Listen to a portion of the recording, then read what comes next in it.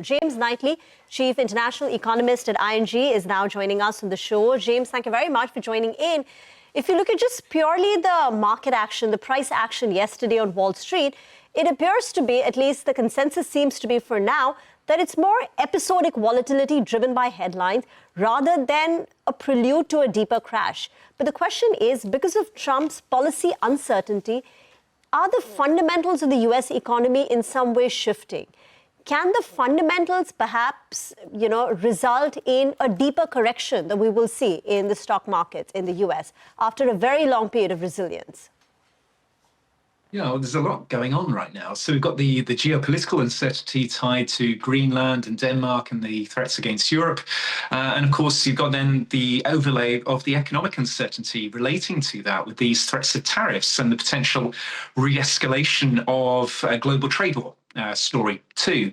And then on top of that, as you rightly said earlier, you throw in Japan as well. There's fiscal concerns in Japan with new elections set for Japan, with the prospect of a fiscal giveaway when debt to GDP is already well in excess of 200%, at a time when, of course, there's also this idea that Europe could weaponize its holdings of US assets as well. So there's a fiscal dynamic, there's an inflation dynamic tied to tariffs, and a portfolio dynamic as well, tied to this idea that Europe could weaponize its $10 trillion worth of assets it holds in the US market. So, as I say, there's a lot to go on. So we are going to be really closely watching Donald Trump's speech to see if he does try to de-escalate.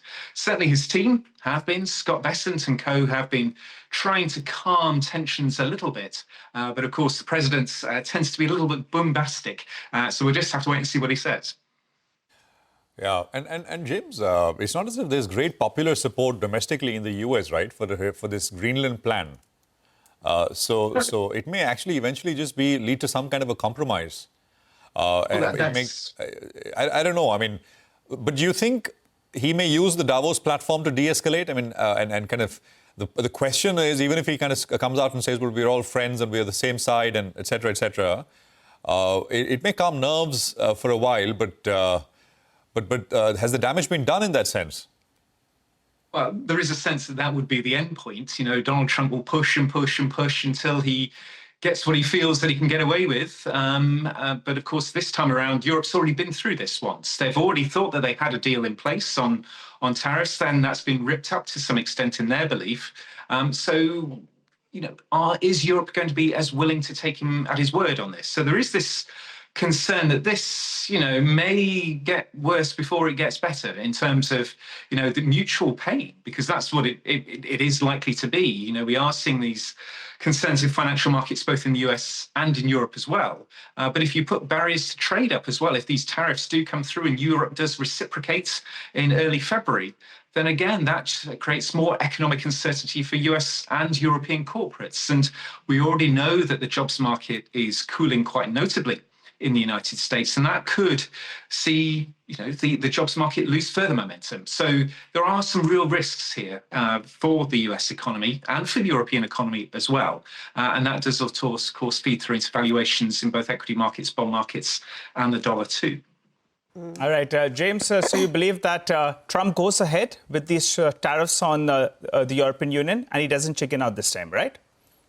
Well, I think, it's also down to what Europe does. I think Europe is likely to be much more robust in its response this time around. They thought they got a deal. That deal has been seemingly discarded. And we now have the Denmark and Greenland element to it as well. So I think there is going to be much more reluctance within European leaders to just try and just sign anything. I think there will be much more discussions about a broader agreement coming through. So that just means, I would suggest that the risk is this takes longer to come to a resolution, and that leads to more market uncertainty for quite a long period of time, I think, unfortunately. All right, and we're only a year into Trump's presidency.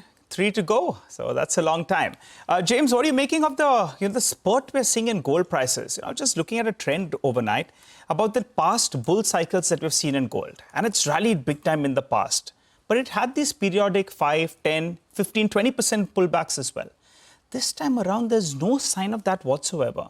It appears it's telling us a bigger message, with regard to the dollar, getting weaker. and also maybe that risky assets are in for a bit of a tougher ride. Your take? Yeah, I think that's right. I think also, historically, we would typically expect treasuries to be a safe haven. Treasury yields are rising. The dollar to be a safe haven. The dollar is actually selling off as well. So the pool of, so-called safe havens, as it were, seems to be shrinking. And gold is certainly there. Even crypto, Bitcoin has historically been used as or been viewed as a potential safe haven, but that's still falling too. So, as I say, the pool of safe havens has shrunk significantly, and gold and silver are reaping the benefits of that. And until we get clarity on the economic and geopolitical environment, there seems to be little to prevent further gains right now. Got that. Thanks very much, James, for joining us. It's a pleasure, and we'll hope to catch up once we have the speech from President Trump later today, and whether he uses that opportunity to de-escalate in that sense. Hopefully.